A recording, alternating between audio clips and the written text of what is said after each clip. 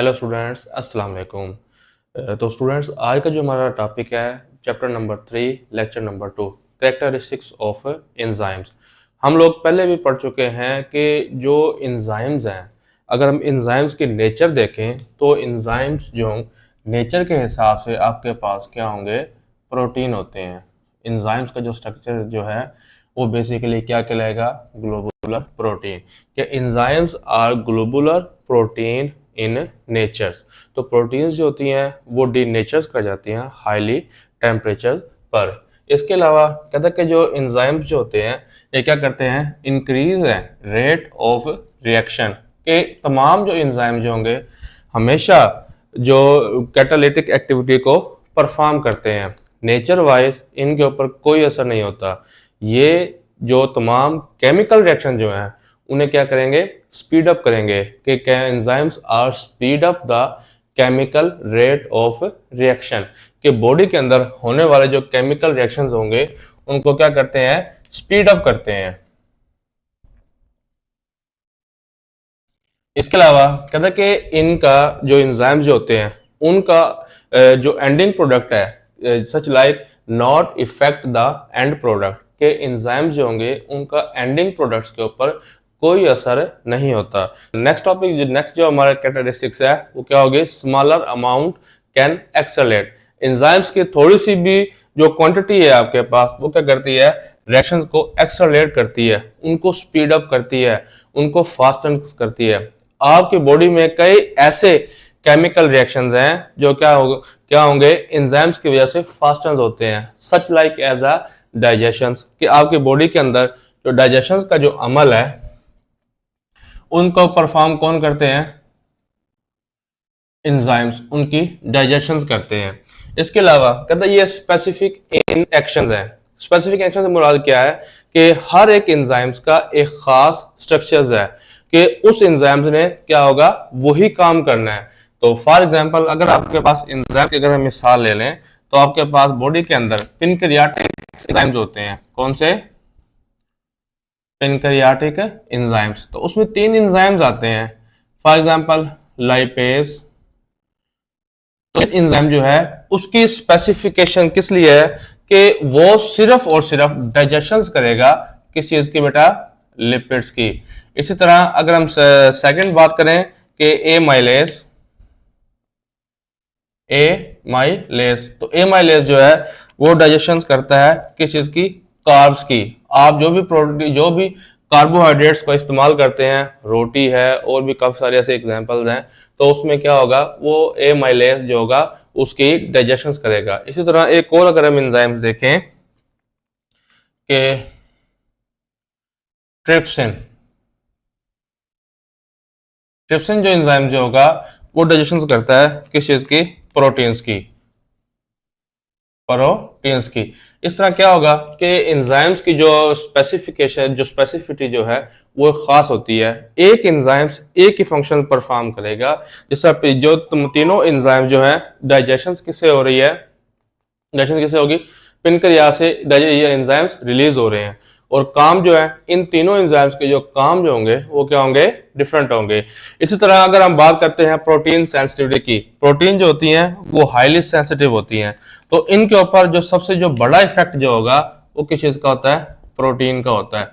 किस चीज के ऊपर, एंजाइम्स के ऊपर।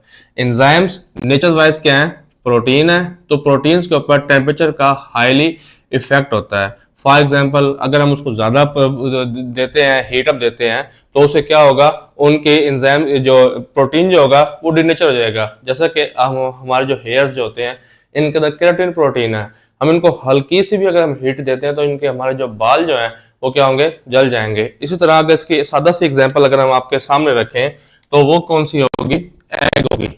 एग, अंडा।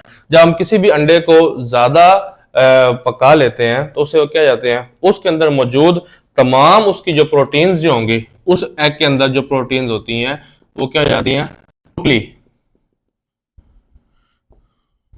डीनेचर्ड हो जाती हैं। वो क्या होंगी, टोटली कंप्लीट डीनेचर्ड हो जाएंगी। तो इसके अलावा कहता है कि तमाम एंजाइम की जो कैरेक्टरिस्टिक्स होती हैं उनमें सबसे जो मेन किरदार होता है वो किस चीज का होता है, कोफैक्टर्स का। कहता है कि कोई भी जो केमिकल रिएक्शंस होते हैं बॉडी के अंदर एंजाइम्स की स्पेसिफिसिटी वाले, उनको स्टार्ट करने के लिए लोएस्ट अमाउंट में एनर्जी चाहिए होती है। आप वो कोई भी एनर्जी दे दें, जैसे कि पहले जो जो एंजाइम्स की एक्टिविटी है वो एनर्जी ज़्यादा देनी पड़ती थी, अब कम देनी पड़ती है। कई ऐसे एग्जांपल्स हैं कि कभी आप मोटरसाइकिल की किक मारते हैं तो उसमें एनर्जी आपकी ज़्यादा लगती है, या आप अगर स्लफ स्टार्ट करने के लिए हल्का सा बटन दबाते हैं तो उसमें क्या होगा, एनर्जी थोड़ी लगती है, लेकिन वो उसी टाइम बाइक जो होगा वो आपका स्टार्ट हो जाता है। तो एंजाइम्स की जो रिएक्टिविटी जो है वो भी बिल्कुल ऐसे ही है कि लोअर अमाउंट ऑफ एनर्जी जो दरकार होती है एंजाइम्स की रिएक्टिविटी को बढ़ाने के लिए। इसके अलावा कहता है कि आप किताब में बुक में एग्जांपल दी है पेप्सिन की। कहता है पेप्सिन जो है वो एक एंजाइम है। पेप्सिन आपके स्टमक के अंदर जब भी कभी मौजूद होगा, हमेशा अगर बात आएगी स्टमक की, तो स्टमक में हमेशा ये मौजूद होता है इनएक्टिव फॉर्म के अंदर मौजूद होता है। जब हम लोग फूड को इनगल्फ करते हैं, खाते हैं, तो उसकी मिसाल जो दी है वो दी है प्रोटीन की, कि जब आप प्रोटीन को जैसे ही इनगल्फ करते हैं तो एंजाइम्स जो इनएक्टिव फॉर्म के अंदर मौजूद था वो कन्वर्ट हो जाता है किसके अंदर, एक्टिव फॉर्म के अंदर। तो एक्टिव जो फॉर्म होगी उसको हम कहते हैं पेप्सिन। तो पेप्सिन जो है स्टमक के अंदर एक एक्टिव फॉर्म में है, अगर वो स्टमक के अंदर इनएक्टिव फॉर्म है तो किस चीज के अंदर होगा, वो पेप्सिनोजेंस के अंदर होगा। अच्छा, इसके अलावा कहता है कि जब पेप्सिन जैसे ही एक्टिव फॉर्म के अंदर आएगा तो साथ ही क्या करेगा, उस फूड की डाइजेशन के लिए वो क्या करेगा, HCl की प्रोडक्शन स्टार्ट कर देगा। तो HCl जो होगा वो क्या करेगा, उस फूड को डाइजेस्ट करने में हेल्प करता है। तो HCl जो है वो हमारे स्टमक की वाल्स को कोई ज्यादा इफेक्टिव नहीं करता, क्योंकि हमारे स्टमक जो होते हैं उनके अंदर एक वाल होती है, wall of mucosa. Wall of mucosa जो है वो HCl का असरअंदाज नहीं होती। तो HCl जो है सिर्फ और सिर्फ फूड की डाइजेशन में काम आता है और इसका कोई भी फंक्शन नहीं है। इसके अलावा बाद कहते हैं कि एंजाइम्स बॉडी में मौजूद कहाँ होते हैं। अगर हम देखें तो बॉडी के सबसे जो मेन बुनियादी जो यूनिट जो है वो क्या चीज होता है, सेल। अच्छा, सेल के अंदर जो एक नेम शफाफ मादा होता है, सेमी जिसम कहते हैं ट्रांसपेरेंट। तो सेमी ट्रांसपेरेंट को आप नाम देते हैं किस चीज का, साइटोप्लाज्म का। कुछ सेल ऐसे होते हैं, कुछ एंजाइम्स ऐसे होते हैं जो सेल के आउटर सरफेस के ऊपर रहकर, बाहर रहकर क्या करते हैं, एंजाइम्स की रिएक्टिविटी करते हैं। कुछ एंजाइम्स ऐसे होते हैं जो कि सेल्स के इनसाइड आते हैं, कहते हैं मेम्ब्रेनस अटैच। जैसा कि अगर हम देखें तो जो सबसे आपकी बॉडी का जो एनर्जी का जो मेन सोर्स होता है वो कौन सा होता है, माइटोकॉन्ड्रिया। माइटोकॉन्ड्रिया की इनर जो साइड जो होती है, इनर साइड्स के अंदर कुछ फिंगर लैग प्रोजेक्शंस होती हैं। उन फिंगर लैग प्रोजेक्शंस को अगर हम देखें तो उनके बिल्कुल मेम्ब्रेन्स अटैच्ड होते हैं। कुछ एंजाइम जो होते हैं वो क्या करते हैं, मेम्ब्रेन्स अटैच होते हैं। जो एंजाइम मेम्ब्रेन अटैच होते हैं ये बताए क्या करते हैं, इनका काम है सिंथेसिस ऑफ ATP।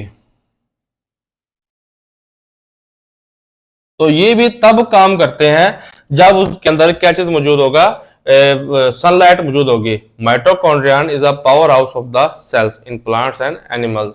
तो इनके अंदर एंजाइम जो है वो तभी वर्क करते हैं जब उनके सनलाइट होगी। सनलाइट से एंजाइम्स एक्टिव होंगे और एक्टिव होने के बाद इनमें क्या होगी, फोटोसिंथेसिस होती है। इसी के साथ अगर हम पढ़ते हैं कि मैकेनिज्म्स ऑफ एंजाइम्स एक्शन। किसी भी मैकेनिज्म ऑफ एंजाइम्स एक्शन के अंदर किसी भी मैकेनिज्म के अंदर दो चीजें मैटर करती हैं। तो एंजाइम स्पेसिफिसिटी और सबस्ट्रेट, ये दोनों चीजें जब आपस में मिलती हैं तो ये कन्वर्ट हो जाती हैं किसके अंदर, प्रोडक्ट प्लस एंजाइम्स में। कोई भी जो एंजाइम्स यहां पर मौजूद होगा उस एंजाइम के अंदर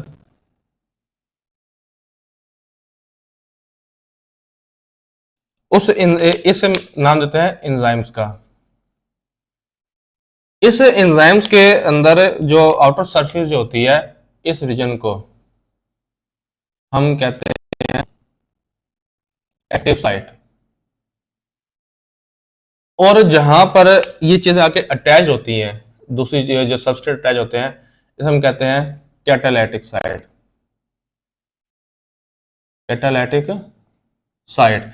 इसके अलावा जो चीज के ऊपर आकर अटैच्ड होगी, जो इसके साथ रिएक्शंस करेगी, उसे हम जहां पर वो बनती है उसे हम कहते हैं बाइंडिंग साइट। Binding site. अच्छा, जब बाइंडिंग साइट एंजाइम्स वगैरह के साथ अटैच होते हैं तो ये क्या करेगा, ये एंजाइम्स इस बाइंडिंग साइट्स को ब्रेक करके दो हिस्सों में कन्वर्ट कर देता है। तो जो दो हिस्सों में से कन्वर्ट जो करेगा, इसे हम कह देते हैं किस चीज का नाम, प्रोडक्ट का। आप किताब के अंदर जो एग्जांपल दी गई है वो दी गई है माल्टोज की। किस चीज की बेटा, माल्टोज। माल्टोज जो होता है वो एक ऐसा कार्बोहाइड्रेट्स है जो कि क्या होगा, डाइसैकेराइड्स होता है। क्या होता है, डाइसैकेराइड्स। डाइसैकेराइड जो होता है वो कन्वर्ट हो जाता है किसके अंदर, मोनोसैकेराइड्स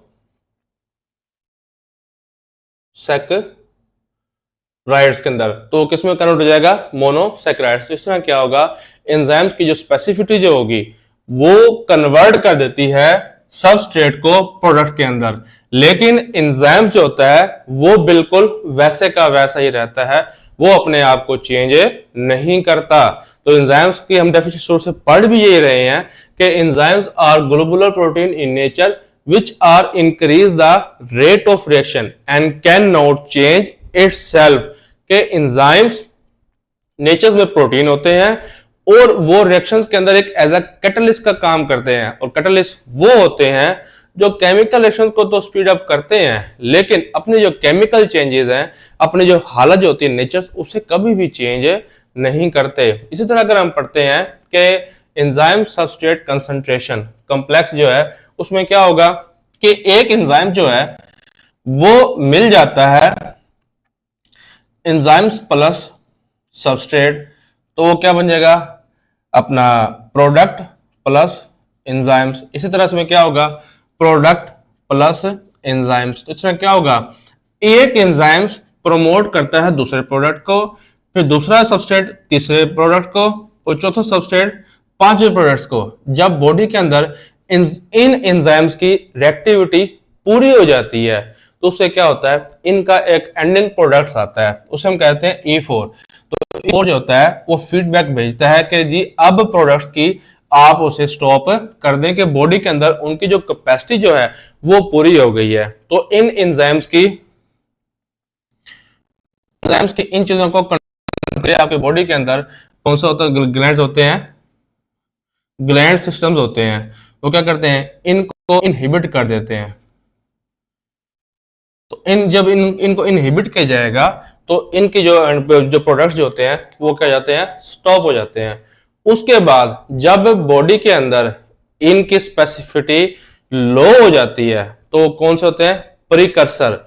प्रीकर्सर फिर दोबारा उसी आखिरी एंजाइम्स को सिग्नल भेजते हैं कि बॉडी के अंदर एंजाइम्स की रिएक्टिविटी की प्रोडक्ट्स की डेफिशिएंसी हो गई है, तो आप जो इनहिबिट्स के जो फीडबैक है उसे बंद करें और फिर दोबारा क्या करें, उन्हीं प्रोडक्ट्स को बनाना स्टार्ट करें। तो प्रीकर्सर्स वो होते हैं जो पहले बचे हुए दोबारा फिर उसको प्रमोट करते हो, और इनहिबिटर्स ऐसे होते हैं जो कि एंजाइम्स की रिएक्टिविटी जब ज्यादा हो जाए तो वो क्या करते हैं, उसे स्टॉप करते हैं। तो ये था हमारा आज का टॉपिक। तो उम्मीद करते हैं आपको ये टॉपिक पसंद जरूर आया होगा। तो हमारे चैनल को जरूर सब्सक्राइब कीजिए। शुक्रिया।